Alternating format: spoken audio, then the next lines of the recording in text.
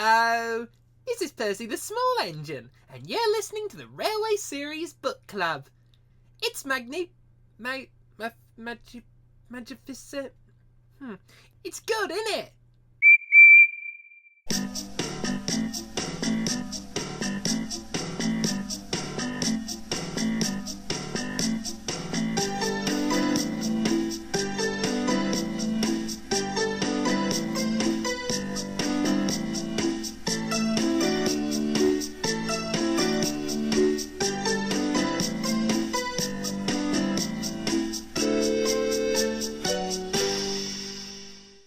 Hello everybody, and welcome to the Railway Series Book Club, the podcast where we talk about the trains. I am Jamie, the Queen of Sodor, pronouns she, her, enjoyer of N-Scale, and very jazzed right now on account of, the past couple days having just been catered to me specifically by not only having X-Men 97 be really, really good, and make everybody finally fucking respect Cyclops after 20 years, but also Hasbro Beyblade X reveal on the 21st. Hell yeah. Hasbro Beyblades are finally not gonna suck. It's only been a decade since they were good, but now they're the same as the original Japanese product, and are gonna be actually worth buying for once, which is very exciting. Hell yeah. I am Vivian. I am a spooky ghost. Pronouns she, her. I'm doing pretty good because I own a boxed Brio Diesel 10, and we went in the attic earlier today, and I found a box full of cool little Hornby track, a couple of wagons, and some buildings. That's fucking awesome. That I can probably use some of on my layout when it goes up. So that'll be pretty neat. Awesome. Yeah. Isn't that just swell? It is. Hooray. Now I am Andrew. Pronouns they, them. And today I have my tea. I haven't made tea in a while, but I've made it today because They're LGBT. Yeah, that's true, and it's on my my trans flag coaster that my friend knitted for me. So, Hell yeah. Hell yeah. Extra. The tea is for Thomas. True. Lesbian, talked gay, about Thomas today, don't we? lesbian, gay, bisexual Thomas. Yeah. Today we're beginning our coverage of The 8 Famous Engines, published in September of 1957, and apparently at one point considered to be the final book in the Railway series? Which would be a crying shame. Yeah. Yeah, it would be a crying shame. Can we get a verification on that? Yes. In Tank Engine Man. Alright, citation found! Good work, everybody! It is immediately after Dalby's quote about his patients having worn thin with the Hitler mention. So Right, okay. Yep, if y'all remember that. But yeah. We remember that was fucking like last episode ago if you're fucking watching this in a playlist or something. Speaking of Dalby... Speaking of Dalby, he's gone! Rip died. Bozo!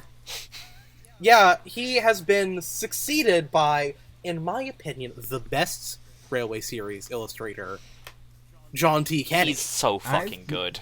He's really good. Fantastic. Absolutely fantastic. I'm gonna be honest, I really love both his works and the Edwards works. So Yeah. I can't really... I can't say, like, oh, he's better than the Edwards, or the Edwards are better than Kenny, because they both got very drastically different styles. I generally cannot say that I love one more than the other, though my favourite illustrations in the series come from Stepney the Bluebell Engine, personally. Mm-hmm. Because I feel like the slightly more rough, simple style the Edwards take in Stepney the Bluebell Engine is my favourite look the series had. Okay, yeah. Personally, I really, I love the Edwards work, but I think what puts John T. Kenny above them for me personally is that Kenny's work is very streamlined and easy to read. It's simple. Whereas a lot of the Edwards work, though it is very nice and well detailed, can be kind of cluttered occasionally when there's too much kind of going on in the frame at once, which is especially magnified if you're like me, and the only version of the stories they drew you have are the complete collection with its tiny-ass illustrations. Now, I would call that a skill issue, but I also grew up with the complete collection.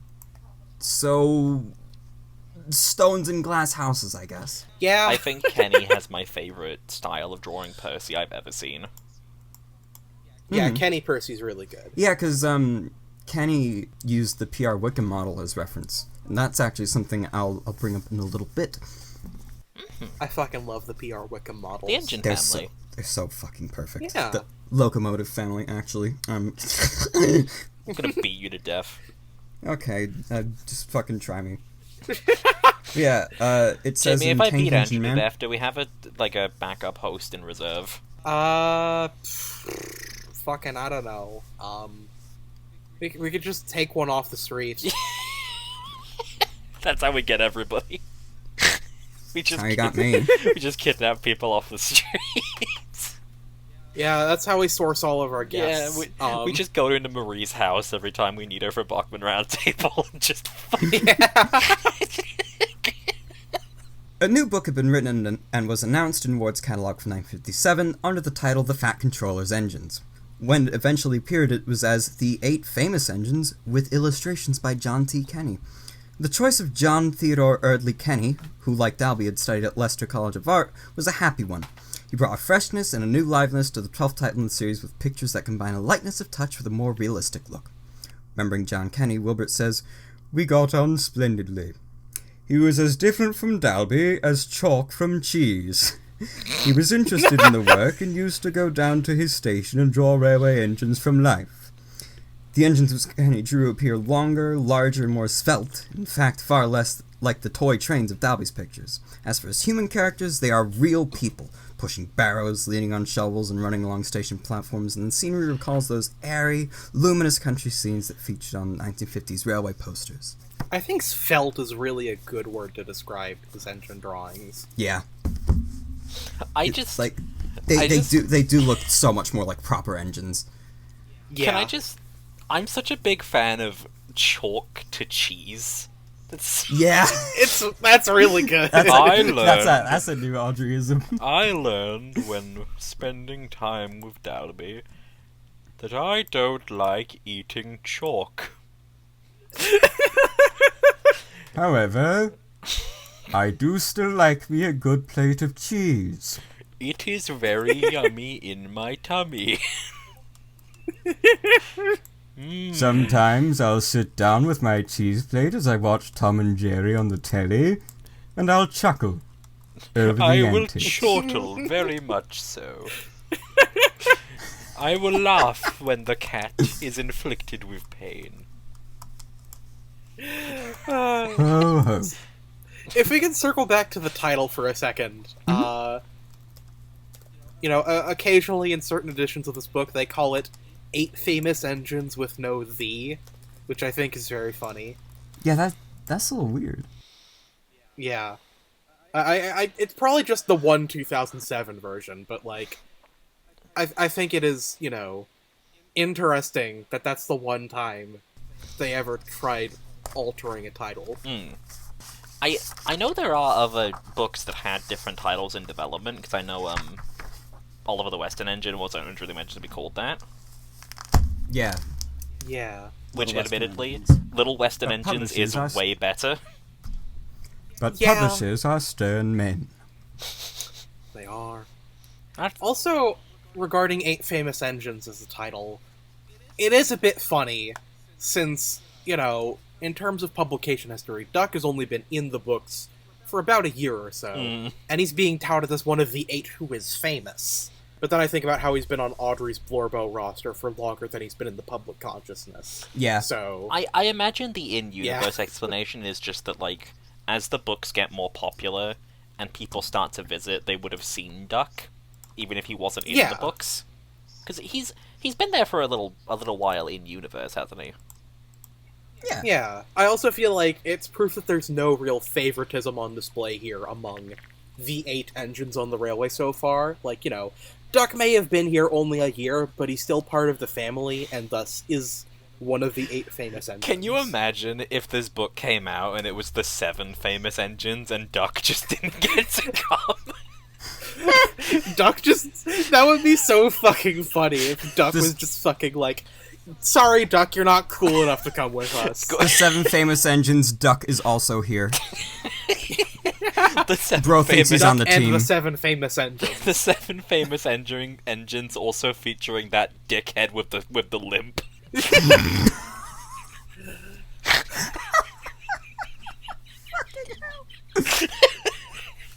Publishers are apparently very mean men, too. Jesus.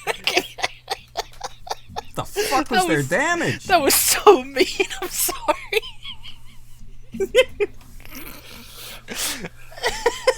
Do you think we should read the foreword? Yeah, I'll read the foreword. Give me just a moment. I need a moment after that. Yeah. Yeah, take your time, take your time. Dear friends, the Fat Controller's engines are now quite famous. They have been on the wireless, and had many other adventures. But he had another plan too for his engines, and this book will tell you what it was. The author. The wireless. The wireless! The wireless. What, I mean, hey, by technicality, we're on that. We are. Right Yeah. now. You're listening to us on the wireless. I think that the most loaded implication from this is that apparently the fame of these locomotives exists in universe. I think this is the first time this kind of idea has come up. Aside from advertisements sort of. for the books and illustrations. Yeah, this is the first Yeah. time it's showing up in the text proper. Yes. Yeah, it's diegetic now. That's it, yeah. They're famous storybook characters, and they know it. So, the question is the wireless here referring to the failed BBC adaptation, or like a radio broadcast? I think it's referring to a radio broadcast. Yeah. Because that's sort of generally what... I believe that's generally what wireless refers to in that context. I have heard people refer But if to, I'm the, wrong- to the TV as the wireless before. I feel like it when could they go either way. appear on TV later, they do call that television, or, tele something. Telly as it were. something indeed. I'll tell him something. I'm so excited to get to that one. That's gonna be so fucking I'm good. so excited, too. So today's story is the first in the book, which is Percy takes the plunge. He does. Yes. Well, you probably should have said that before reading the foreword, but yeah, this is Percy takes the plunge. It's AKA, okay. Wilbert loved Percy so much he wrote a 5th story. Yeah, exactly. Yeah. The secret 5th story of Percy the Small Engine. Yeah, the secret... Exactly! Like, it's yet another very iconic Percy story that just so happened to be adapted in Series 2 of the TV series. And it's also the only story in this book that actually gets to stay in Series 2 all the way through its development, instead of getting pushed back to Season 3, or getting pushed back to Season 4, or just not happening. We're my God, very yeah, you're firmly into the books where the TV series kind of fucked up. We're getting to the part of the books where the sequence just kind of starts jumping around. Which is a shame, because this is where the books start getting really consistently good. I mean, they already Yeah. were really consistently good, but, like, even more consistently good. Like, the... Yeah, Audrey's fucking locked in at this point. Yeah, this is where Audrey fucking properly locks in. The prose gets, like, even more, like even tighter and, you know, all that Yeah. such sort. So, I've been able to track down about 3 potential inspirations for this story, and Ooh. I'll just get into those real quick before we start. So, the Real Lives of Thomas website says that the story is based off an incident that happened at Burnham-on-Sea, where a contractor's loco ran off the end of a jetty, and it cites Reading Between the Lines as its source. But there's an asterisk at the end of that, which denotes that it might not be for sure what inspired it.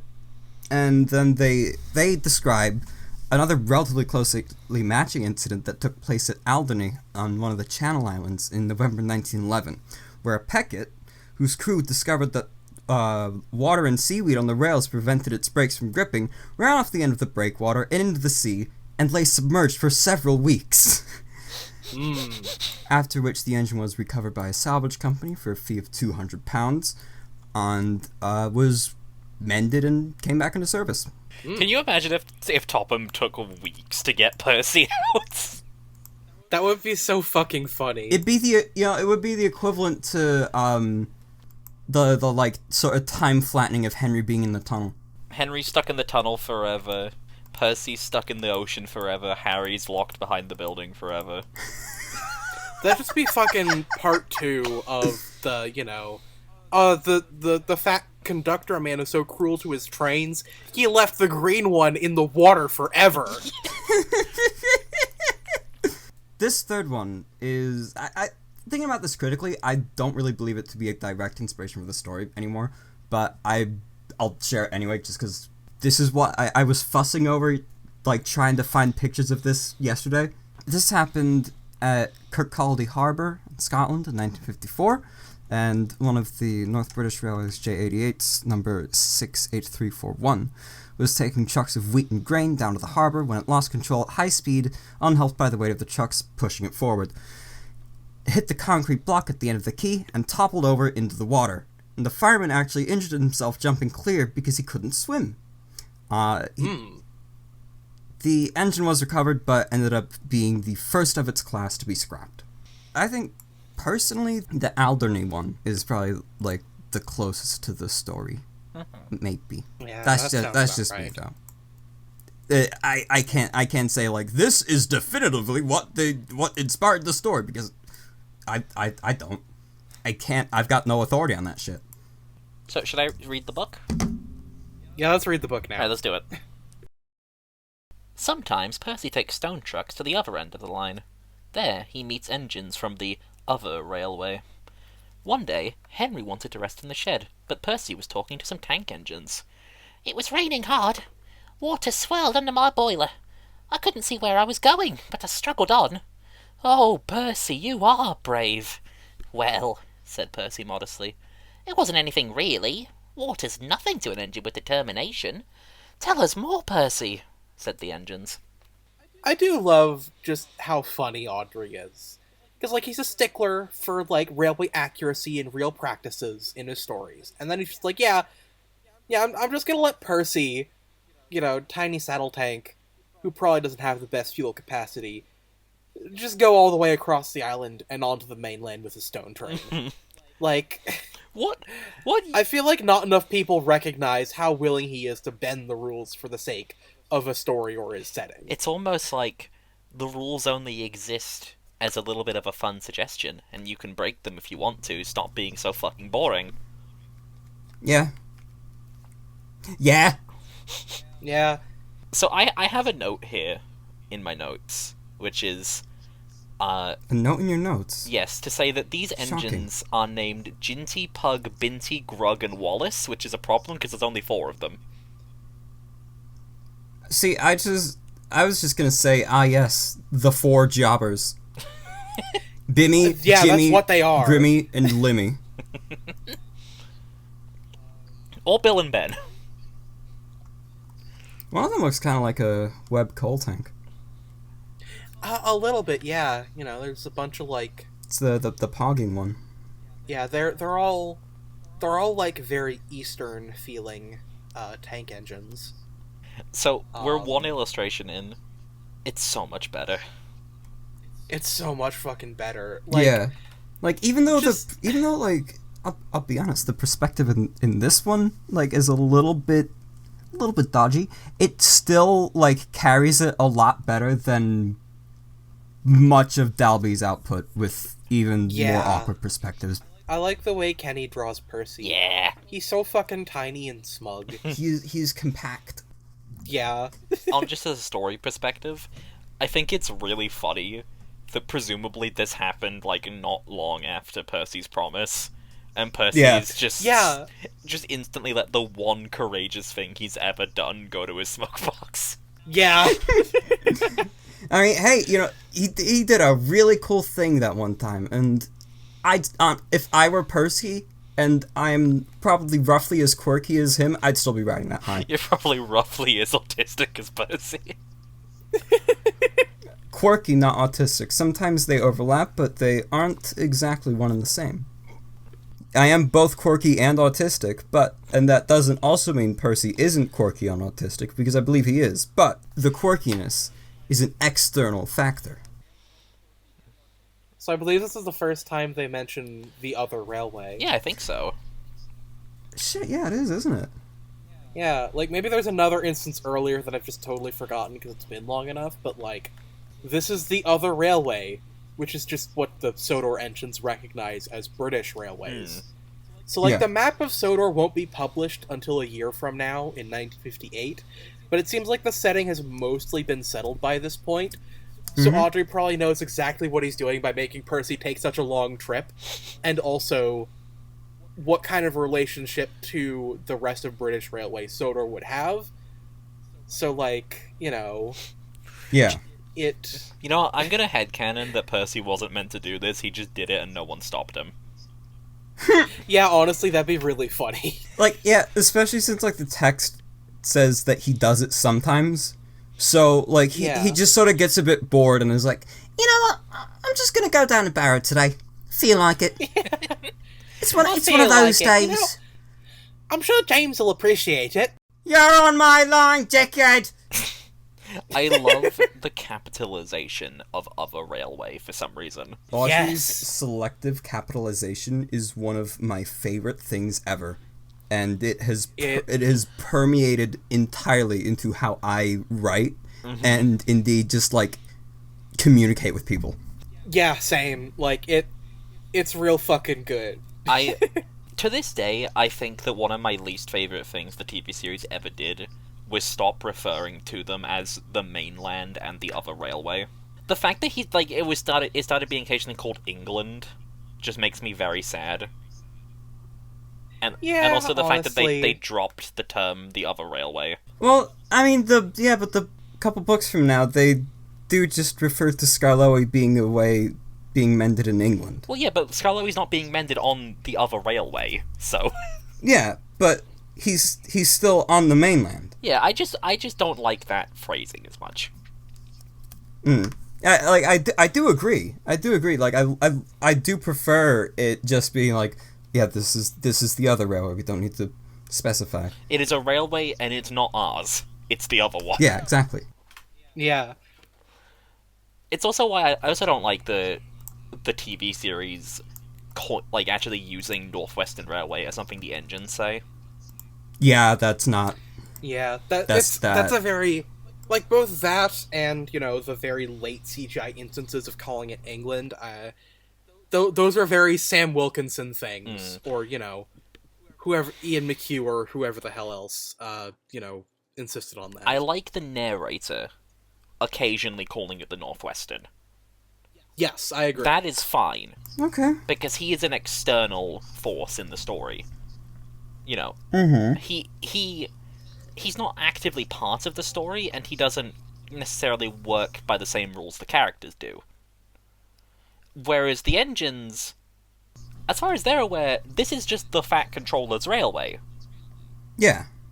And I like that, because it's like, it is exactly as much knowledge about that kind of thing as they need. They work on the Fat Controller's railway, those engines work on what is not the Fat Controller's railway, so they work on the other railway. And I think that's silly and fun and charming, and I like it. Yeah.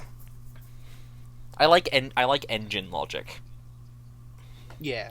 Engine logic is, like, one of my favorite things to just sort of, like, pick up out whenever I, like, write something. Yeah. Yeah. The engines can be very silly.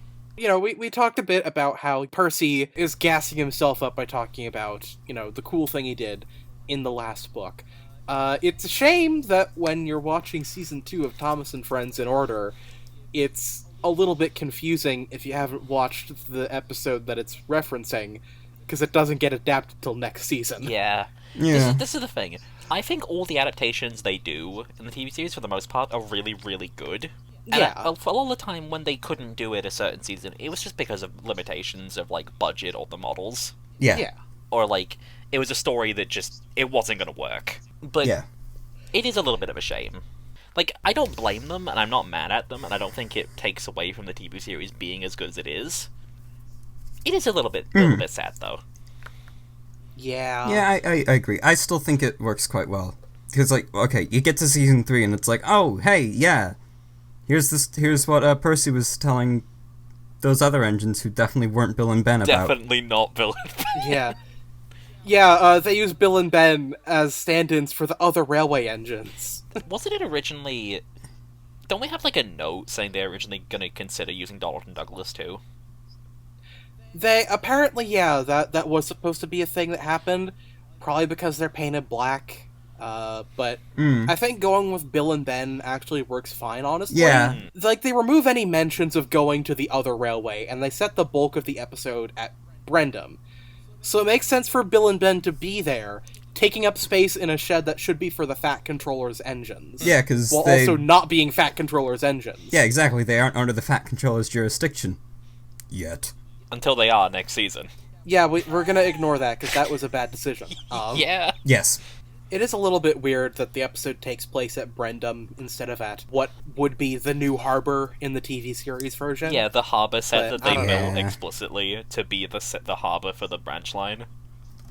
Yeah, and then they just set the episode at Brendam instead. I don't know what they were cooking. Maybe it was just because they needed a set where they could have Henry and engines that are not the Fat Controllers, and they knew Bill and Ben were at Brendam, and they knew Henry was big enough to use that set quite comfortably. I mean, I guess, but they could have just filmed the opening. They could have just filmed the opening there and then set the rest of the episode at New Harbor. They could have, but I imagine they probably wanted to keep it to like the episode not using too many sets, if that makes sense. Yeah. I guess. Like, it's not an ideal solution, but I can see that being the logic. That makes sense. Yeah. Do we have anything else to say about this page? I like Henry's face. Henry's face is very I love fucking Henry's good. face. Uh, Those tank engines are Henry annoying! When I was much younger, I drew glasses and a handrail over the smoke box in pencil over one of these engines to make them look like my OC. oh, that's Wow. cute. Yeah. What are you engines doing here? Hissed Henry. This shed is for the Fat Controller's engines. Go away. Silly things, snorted Henry. They're not silly. Percy had been enjoying himself. He was cross because Henry had sent them away. They are silly, and so are you. Water's nothing to an engine with determination. Pah! Anyway, said cheeky Percy, I'm not afraid of water. I like it. He ran away singing. Once an engine attached to a train was afraid of a few drops of rain. No one ever lets me remember that...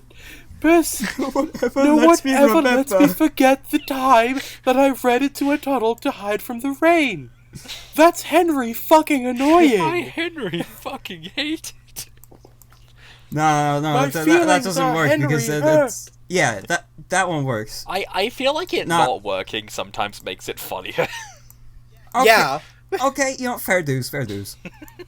Just I feel like the fact that it slowly becomes that he just says it in increasingly inappropriate situations is part of what makes it so funny.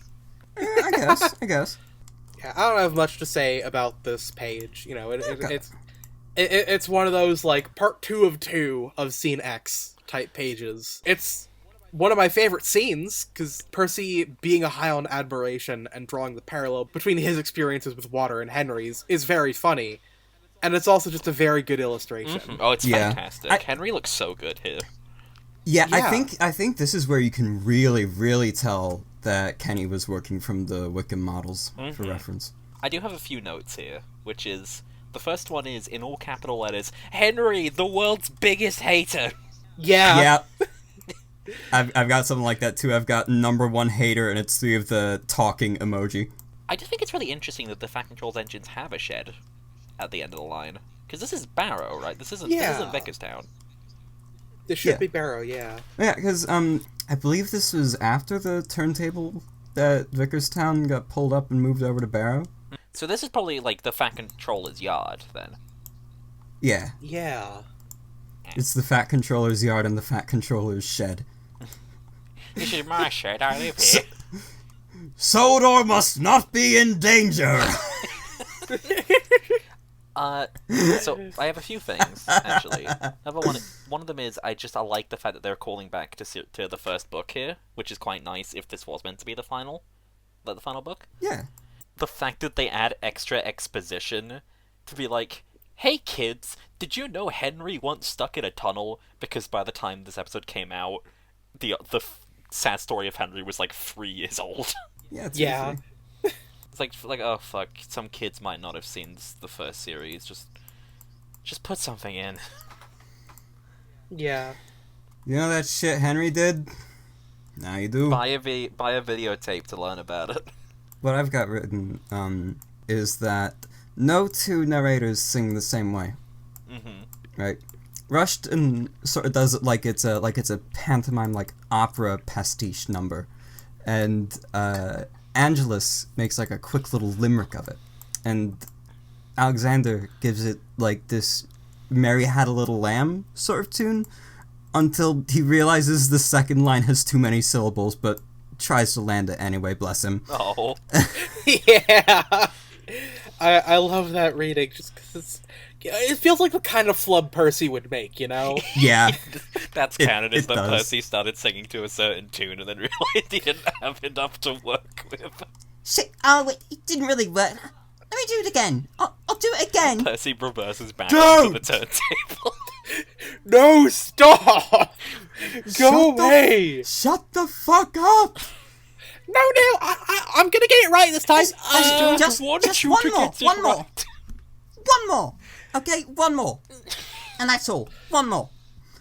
No. I prefer no more! So I listened to the Wheatley Death option rant earlier today. And I don't know why, but this interaction just reminded me of that for some reason. I just feel like Percy just rambling on about nothing specific is just something that probably happens a lot. Yeah, Definitely. that's just what happens in Woolly Bear. True. Yeah. It's also what happens in that scene in Hat v Rowling at the sheds. Yeah. Happy Rowling is very good. I love It that. is. I finished reading that recently, actually. Fucking and get her that- ass, Topham. Get her ass. Percy arrived home feeling pleased with himself. Silly old Henry, he chuckled. Thomas was looking at a board at the key. It said, danger. You mustn't go past it, he said. That's orders. Why? Danger means falling down something, said Thomas. I went past danger once and fell down a mine. Percy looked beyond the board. I can't see a mine, he said. He didn't know that the foundations of the quay had sunk, and that the rails now sloped downwards to the sea. Percy's arrived at his home, the docks. Okay, I reject this, because even if Thomas has gone past a danger sign before, I refuse to believe he can read. That's fair. Maybe his driver had to read it to him, and that's how he knows. Also, I need to talk about this interaction, because danger I love this means interaction so falling much. down soming is one of my Yeah. favorite Thomas-isms ever. Mine It's so fucking funny. Bitch learned entirely the wrong lesson. Yeah, neither Yeah. of them know shit. It's great. I think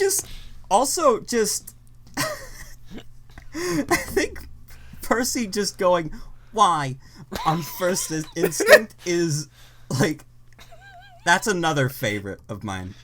They're both so silly, but like they're both being silly in different ways, and I think That's orders. it's I also love that's orders. I don't know why. And that's what he was told. Danger means falling down something. I went past danger once and fell down a mine. You're such a fucking idiot. we also have yet another callback in the story. First sad story of Henry, now down the mine. It's I always liked how many callbacks were in this story as a kid, because I felt very smart for knowing all of the stories. Yeah. We also can't see him super clearly in this illustration, but I love how Kenny draws Thomas. Yeah. Yeah, Kenny Thomas is real good.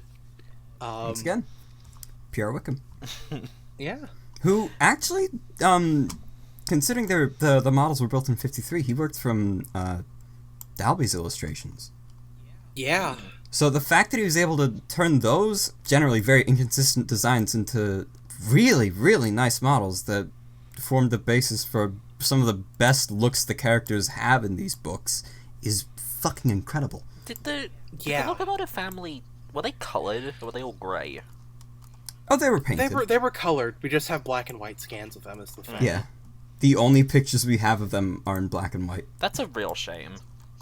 It is, I really hope that at fucking Audrey X or something, they, like, magically find the Railway family and put it on display. Speaking of, I'm gonna be at Audrey X. If you hear me talking, don't say anything, because my parents will probably be there.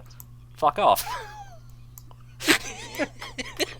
You'll have to be incognito. Yeah, I'm gonna put on, like, sunglasses and a backwards hat. Dress inconspicuously like the Rev did when he went to Port of Par.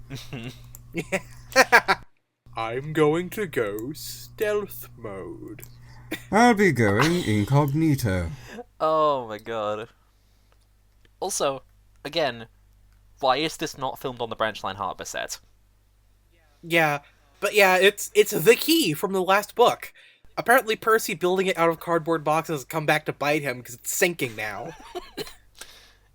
I love that, like, presumably Percy didn't know this happened, even though he comes down here, like, every day. Yeah. Yeah. What the fuck does that mean? Maybe that's why he had to take his trucks to the mainland instead of the port. Like, they're like, oh shit, the key's going. Percy, why don't you just go to the mainland yourself with these trucks so we can deal with this? And he didn't understand any of that, so he's like, oh wow, I'm gonna go on an adventure! It gets him off the branch line for a bit. I consent to it. Yeah, I don't mind. Something I really, really love about this picture is, like, just how alive it feels. Mm-hmm. Yeah. Because, like, you like, look at the fucking brushstrokes on the waves and, like, the wind sweeping the engine's, like, smoke and the fucking waves crashing against the quay. All the gulls there. The guy very scared the guy little just man. sort of trudging along. Yeah, trying to make sure his hat doesn't get blown off. Like, it's, oh my god. Kenny's just... Whoa. I wonder what Thomas is doing here. I think he's just surveying it, you know, because a part of his branch line is in trouble, so he has to, like, you know, keep a lookout to make sure it's safe. The fan controller sent an inspector already, but Thomas wants to do his own inspection. Well, that's the inspector there. I can't trust whoever the fan controller sends. I have to do this myself. Well, it's not that I don't trust whoever the fat controller sends, but I'd still like to do it myself. I'm sure that the man who did the whole action movie runaway stunt with Edward and James is perfectly fine for this job, but it's my branch line and I want to take a look at myself. It's not his branch line. It's Thomas's branch line. It's not the inspector's branch line. And I'm Thomas. I'm Thomas, he isn't. Therefore, I have authority.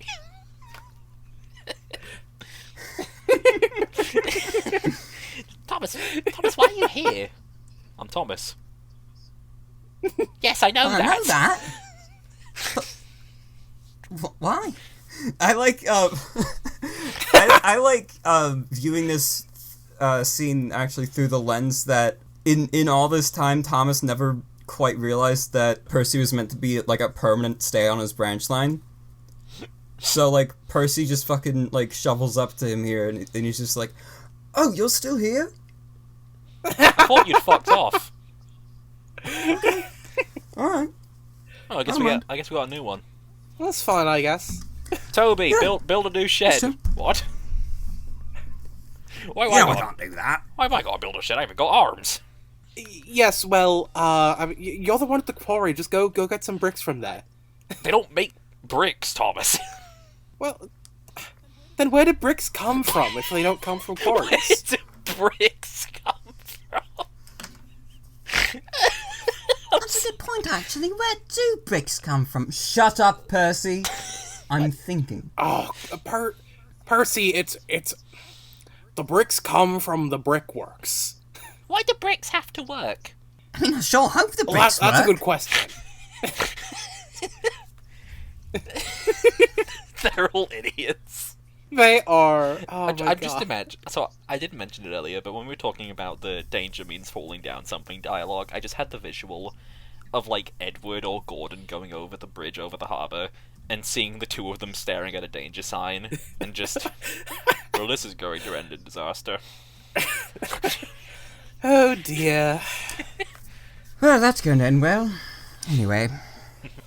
Well, not my monkeys, not my circus. I just like the angle that this has now. Of it just being Thomas and Percy there just shooting the shit. Yeah. I love how, like, you look at this and, like, it's not entirely obvious what the problem is when you're just looking at it from this angle. Yeah. You know, which like, kind of makes you, you know, puts you in Percy's shoes a little bit. And then you look at the TV series version, and the track goes for, like, 20 feet and then directly into the water. Yeah. I think the thing is, it's also, like, obviously Percy can't really change the angle he views things at. Yeah. He's just always looking at them from a very specific elevation and angle. Yeah. So, it's probably just, like, a perspective thing from where the engines stand on the key. Yeah. And also, maybe he has bad eyesight, because he also can't tell what the situation is with the TV series version. So maybe he's just fucking nearsighted or something.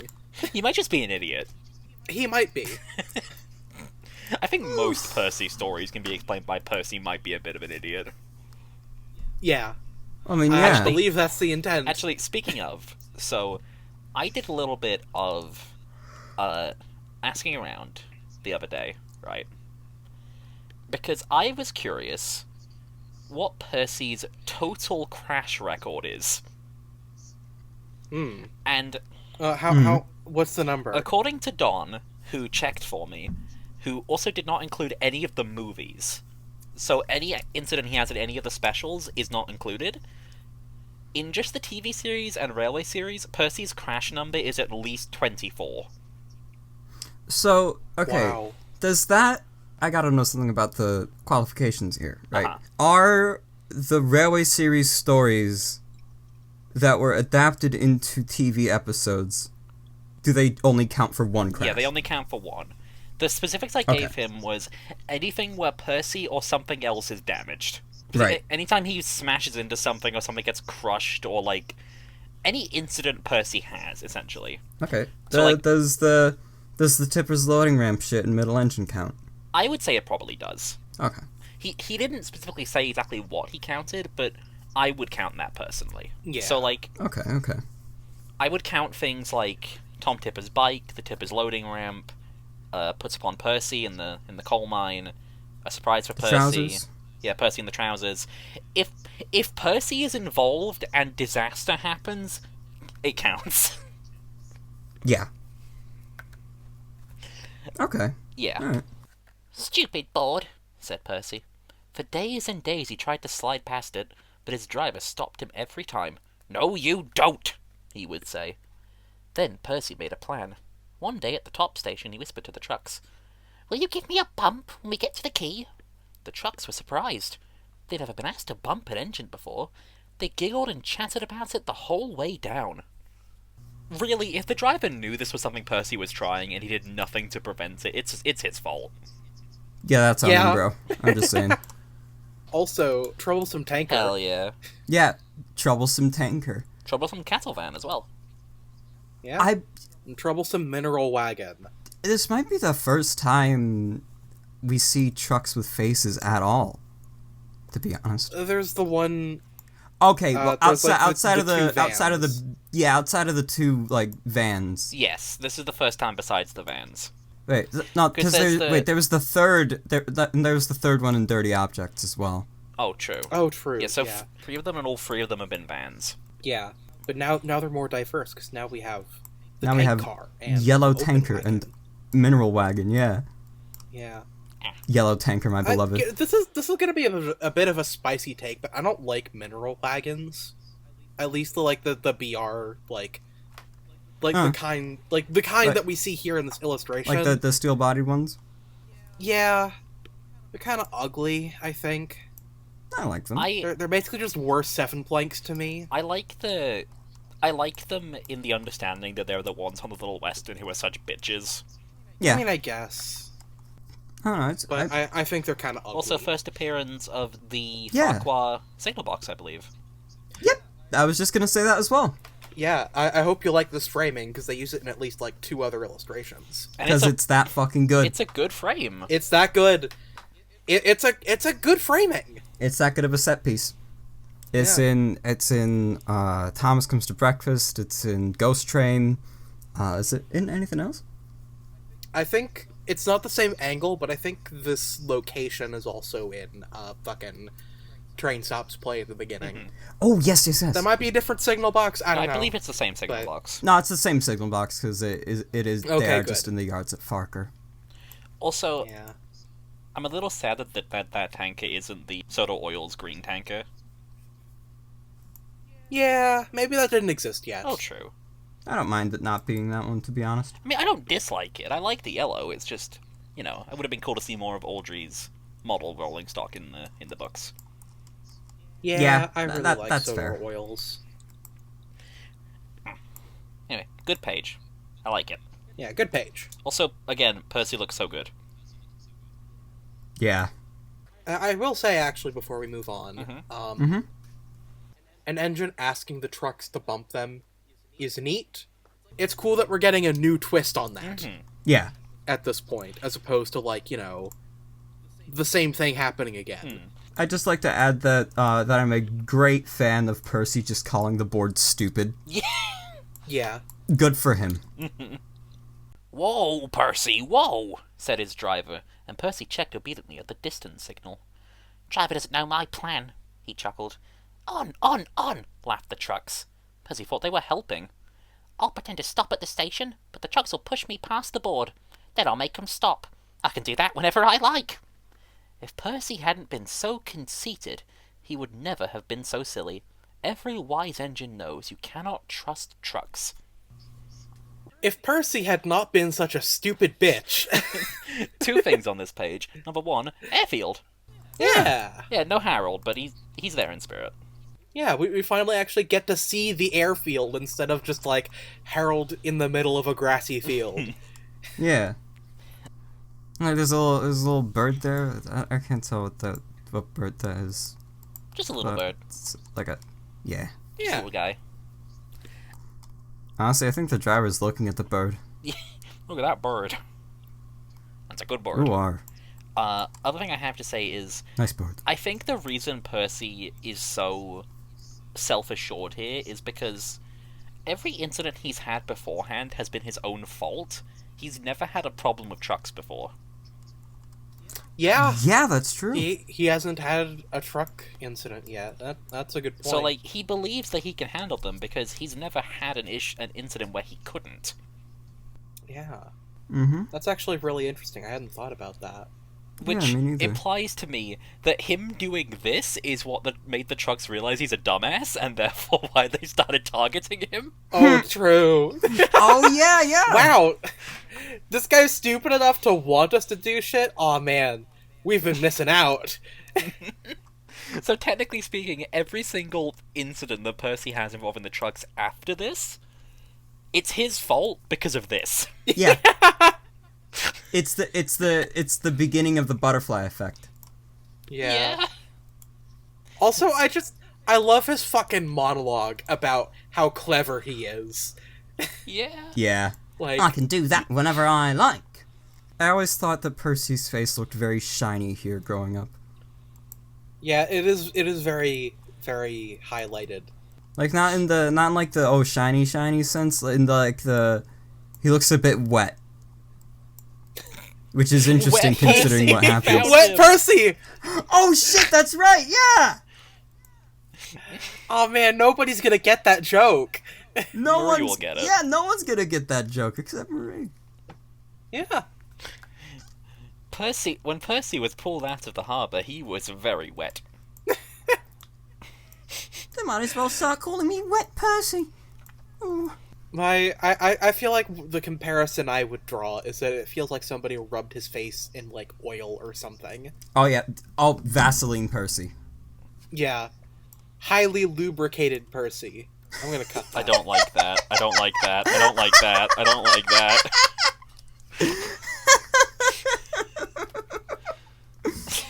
Nah. I'm gonna cut keep that. Keep it. No, keep. No. I want you to keep highly lubricated Percy in. I don't. I hated that. I also hated it, but I think it deserves to stay. It deserves a place. Jim Henson. It's a terrible joke, but it's worthy of us. Yes, exactly. Which I think is one of my favorite things he's ever said. That is a damn good thing. Alongside somebody sending him like a 2-paragraph long letter about a short film he made, and him responding with, "What the fuck are you talking about? Yours sincerely, Jim Henson."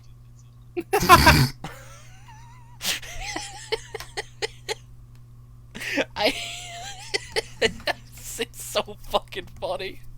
God, I miss Jim. Oh, I love Jim. They reached the station, and Percy's brakes groaned. This was the signal for the trucks. Go on, they yelled, and surged forward together. They gave Percy a fearful bump and knocked his driver and fireman off the footplate. "Oh!" said Percy, sliding past the board. The day was misty, the rails were slippery, his wheels wouldn't grip. Percy was frantic. "That's enough!" he hissed. But it was far too late. Once on the slope, he tobogganed helplessly down, crashed through the buffers, and slithered into the sea. I fucking love this sequence. Yeah. Yeah.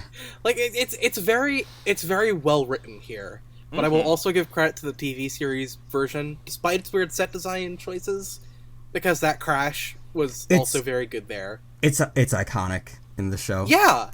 Like, Percy going into the water is just one of the most iconic crashes of all time. And, you know, it's real good.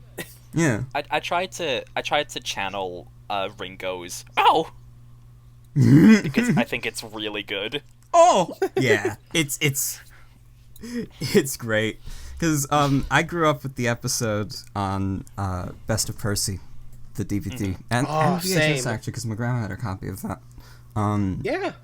And the only Ringo narrated episode on there was Percy Takes the Plunge, which for some reason they called I Percy had that Takes a too. Plunge, I believe. Yeah, I don't get that. I don't know why they did that, especially since on like every other release over here, the episode has just been called Percy Takes the Plunge. Yeah. What the fuck happened there? Someone was off a geeker there. Also, so I have exactly one note for this page. Yeah. Right? Which is just the fact that I love the term tobogganed here. Yes. I was gonna write that myself, That's but then real I saw good. yours and I was like, oh, never mind. But the use of toboggan is so fucking good. Like Audrey's prose is like getting really, really good. Let's fucking go. So this is the thing, is I feel like this specific kind of page is one that lends itself really well to vocal narration, if that makes sense. Yeah. Just like, this is the kind of thing that I can really imagine kids getting into if they were read it at night. Because it's just so good. So I didn't really have time to bring it up earlier, but in Big World, Big Adventures, the episode Chucklesome Trucks has a flashback to this accident, and it's set at Brendam, only now Percy just kind of rolls down the ferry ramp that they have on the set post Great Race, and it's pretty mid. Yeah, it's kind of shit. It doesn't help that that the animation in those seasons is so dog shit.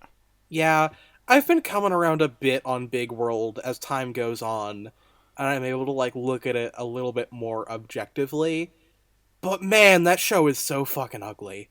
It just makes me so sad, because you look at the animation on the waves and stuff in Lost Treasure, and it's genuinely fantastic. Yeah. And then you get to any of the waters, any of the scenes that feature the sea in Big World, and it's so fucking ugly. Yeah, I think that's the greatest sin of Big World is not necessarily anything to do with the story or characters, but more that those are, pretty bad a lot of the time, but the worst thing about it is that it's just hard to look at, Yeah. It's not very look-atable.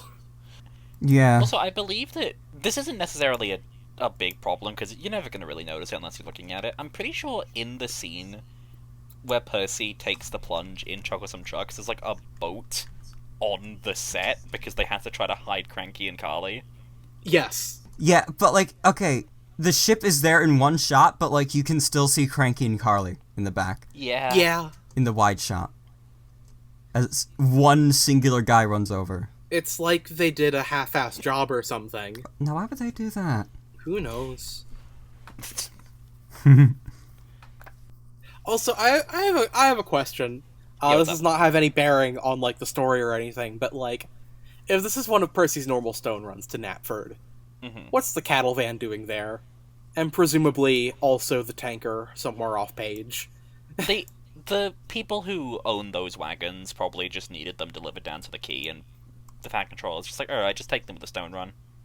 Yeah. That makes sense, but I'm envisioning a universe in which Percy takes them along with the stone train for no reason other than he told them about the plan and wanted them to bump him. No, it's just Percy has the people at the Stonecutters shed fill the tanker with rock. Just dump it all in. Yeah, just like that. That's so fucking funny. And then the tanker's Brilliant just like... stuff. Tanker's just Ow! Fuck! Stop! This sucks! Ow! Ow! God, I gotta look into being transferred to the HRT tanker Emporium. It fucking, like, takes poison damage.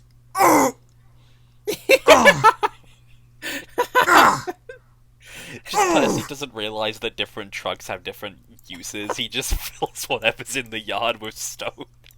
That's so... The stones rest very, like, gently on some of the leftover straw in the cattle van. Yeah! Those are some very comfy stones. You know, Annie and Clarabelle always do their best to stay out of sight when Percy enters the yard looking for rolling stock to fill up with stone. One time he did Henrietta and Toby almost killed him. Yeah. If Percy actually succeeded in filling up Annie and Clarabelle with stone, Thomas would kill him. It was even less fortuitous when Henrietta's guard opened up Elsie one day and saw and a bunch of stones just fucking poured out. Yeah! And then they ask, Elsie, why are you full of stone? Well, Percy seemed so excited, and I didn't want to ruin his fun.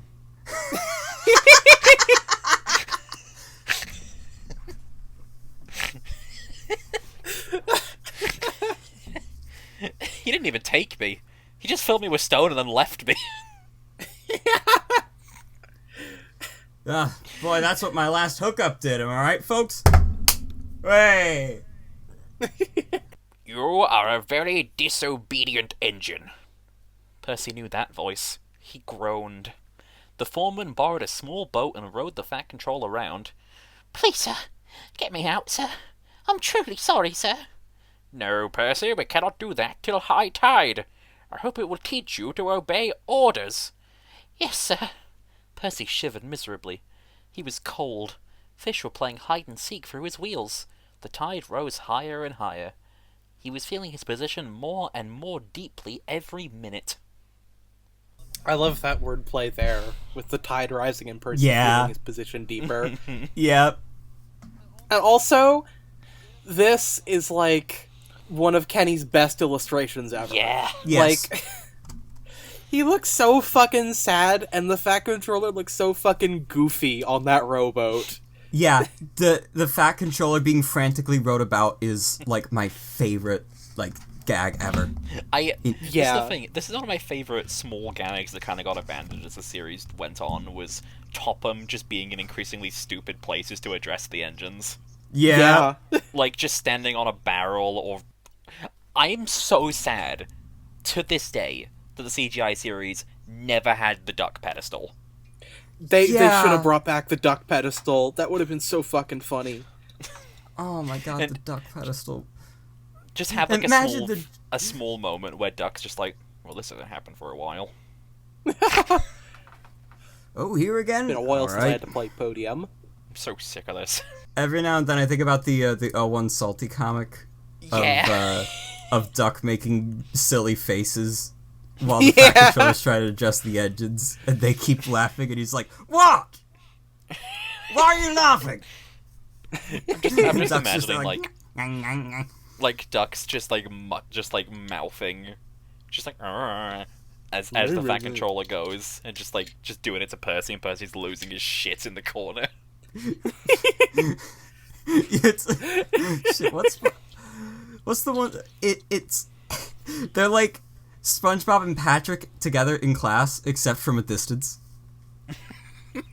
Also, I have a note on my for the page here, which is just, "Oh fuck, here comes Dad." I saw that when I was scrolling earlier. That is such a good note. Because it's like Percy groaning is just like, oh god. Oh, fuck. Here comes Dad. Yeah. Also, Fish were playing hide and seek for his wheels is so good. Yeah, It that's is. fun. That's a really good line. I love the way Rushton fully commits to Percy shivering in his narration. Like that. Like that's good. That's damn good. Yeah. Solidifies him as the GOAT. And honestly, listening to Angelus's narration of this, like, in spite of, apart from, like, some moments, generally, like, his narration of like, these stories has kind of the same energy he brought to Season 4. That's really exciting, actually. Yeah. Yeah. It like, a little more relaxed than snappy. Rather, a little more on the relaxed side of Season 4 than the snappier side of it, but, like, still, the vibe is there. Classic series Angelus is still my favorite narrator. I don't think anything will ever top him. Yeah. Yeah. He- that like, one bit He's pretty good. Train Stops play.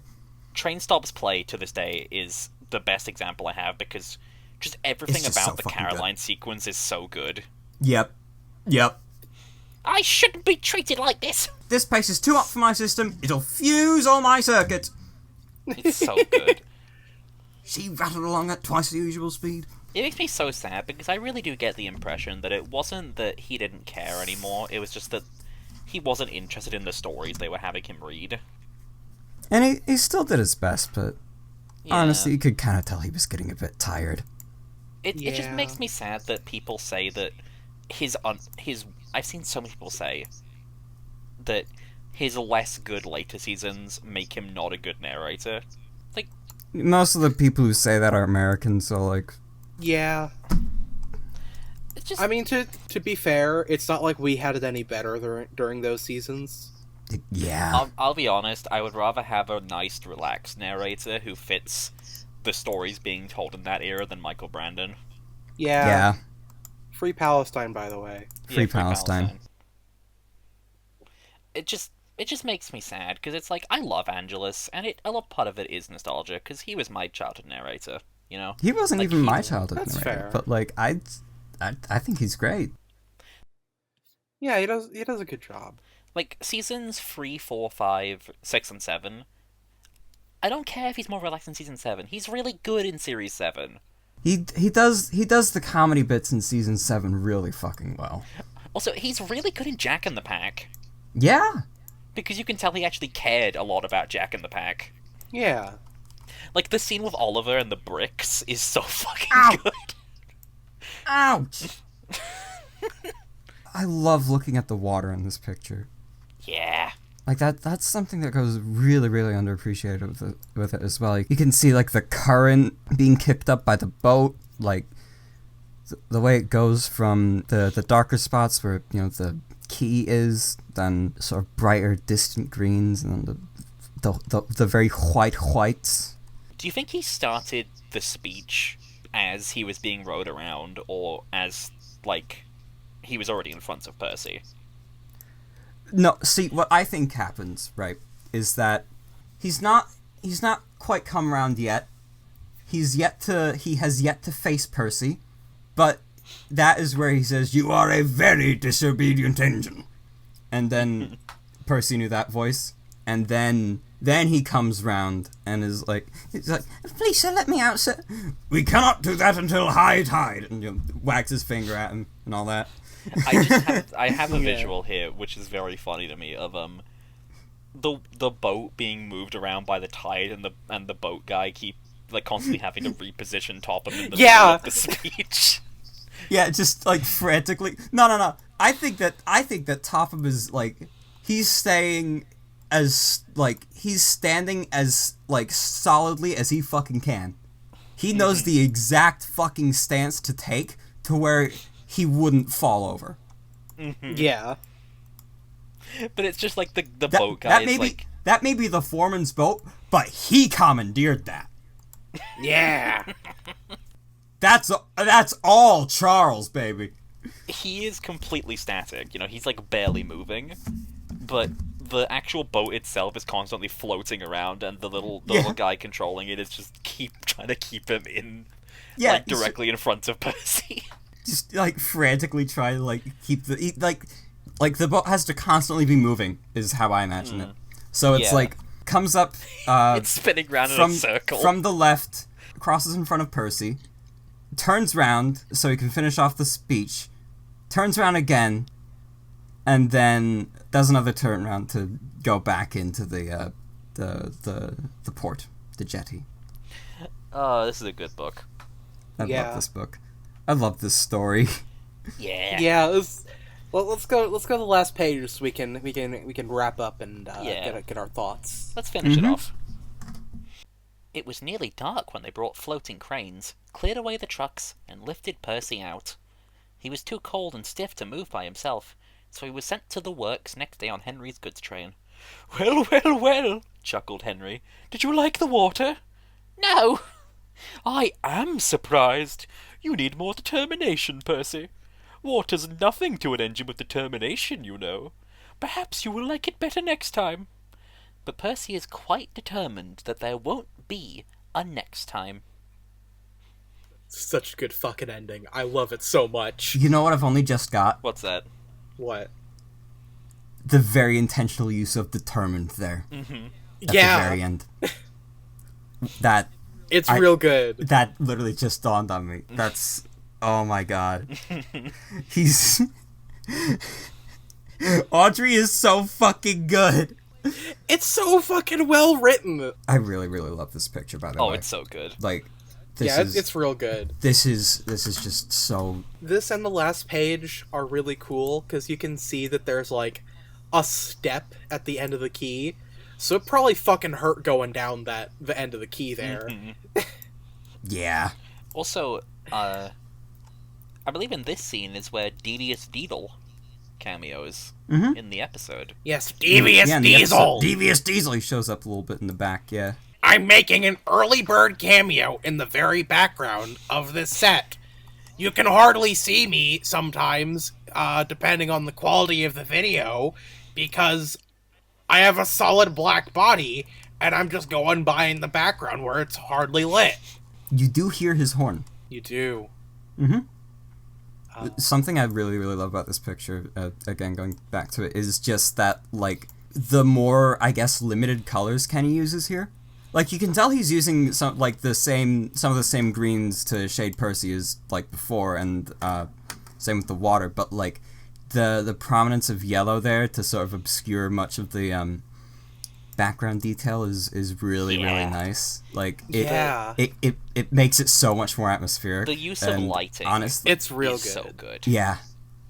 Also, Topham praising the sun on his little dinghy. Yeah, or he's just going what the hell? Alright, boys, bring him up, bring him up. Also, the fact that he's still on the boat. Yeah. The same boat, hours He's just later. been sitting there watching Percy the entire time. That's Percy's punishment. He has to just have his dad stare at him for 6 hours. Yeah. Now what you're going to do is you're going to stay there, and I'll watch you so you don't try to leave. What? You heard me. Fucking cracks open a newspaper or the Beano or some shit. Oh, Dennis, you rapscallion. Sometimes I wonder what it would be like if we had an engine called Dennis. I wonder if he would be late on Anyway. 6 occasions. This new Beano character, Egbert Shitfield. Interesting guy, this. I think the closest Dalby gets to something like this, really, is the picture in Off the Rails where they're rescuing Gordon. Yeah, Which, even that's a so, good comparison.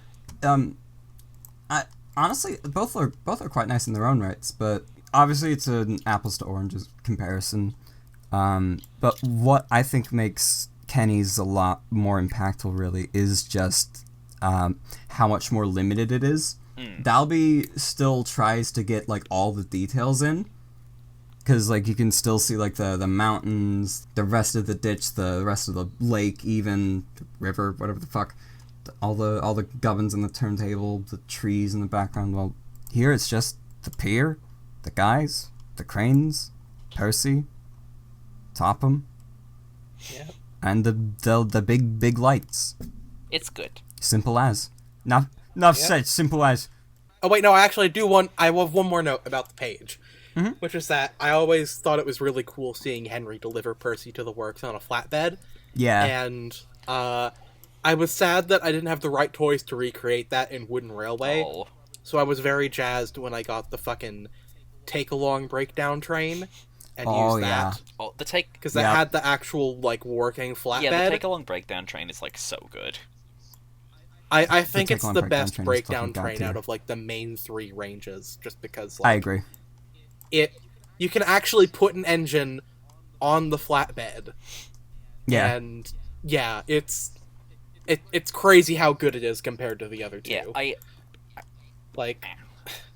remember as a kid wishing I had a second one, just so I could have, like, the pair of 2. Yeah, me too. Yeah, that would have been so fucking awesome. Take Along was really cool. It is. Yeah. Should we move into rankings? Sure. Yeah. Let's do it. So, this was one of my favorite stories as a kid, and I still think it holds up really well. It's got very fun prose, it's got very fun character interaction, and very fun action. The only real critique I could give it is that it doesn't necessarily need the framing at the beginning with Percy on the other railway. Like, this isn't an actual, like, criticism where I think it's, like, a flaw with the story. It's just, I feel like the story works fine as is on Sodor exclusively, which the TV series does, and, that works just fine. Like, it's still a really good story there. But given that the book is more or less focused around introducing Sodor's relationship with the other railway, and by extension the real world, it does make sense to open the book on that idea. Yeah. And it also introduces the idea of Percy's massive number of mainland friends, which is a really good idea that I like a lot. Oh, yeah. I only wish that Ginty and Pug specifically were present in the first scene, so that way there'd be a bit of a, like, stronger continuity link between the first and last stories of the book. Yeah. But, like, all in all, honestly, I'm shocked I feel strongly enough to go this high, but I think I'd give the story a Douglas. Like, it's an all-time classic, and it's really, really good. So, I think it deserves it. I think I'd say the same, honestly. I think this is one of Percy's best stories, without a doubt. It opens up the world in some quite interesting ways. It has some really fun prose. Thomas and Henry are both really good in their small little scenes. Percy's really fun. I just think it's really good, and I really enjoyed it, and I think I would also give it a Douglas. Yeah, I'm giving this a Douglas, too. Not even, like, everyone else is thinking this way, so I'll think this way, too. Like, wait, no, it's just that fucking good. This is a fucking classic. It's got some of the best prose. It's got some of the best pictures in the book. It's just so fucking good. Yeah. Like... Yeah. If you don't like Percy Takes the Plunge... Fuck off. Yeah, fuck off. I don't want anything to do with you. Yeah. You hear that, everybody in the server? If you don't like Percy Takes the Plunge, Andrew and I will personally come to your house and beat you to death. Break your kneecaps. This is a real, actionable threat, and you should be afraid. Yes. Not in Minecraft, in real life. In real life. In real life. It's really fucked up. So Anyway, next week we're gonna talk Gordon. about Gordon the Train. Yeah. A really good one. Yeah, it's Another great one. it's another great one, and there's a lot to talk about it because it's got a surprisingly loaded history. Yeah. So yeah, you'll just have to join us next, whenever that comes out. If you want to keep up to date Next with when time. we upload, make sure to subscribe, follow us on Twitter, follow us on Tumblr, join the Discord, and give me your fucking money, all Lunch of it. money, punk.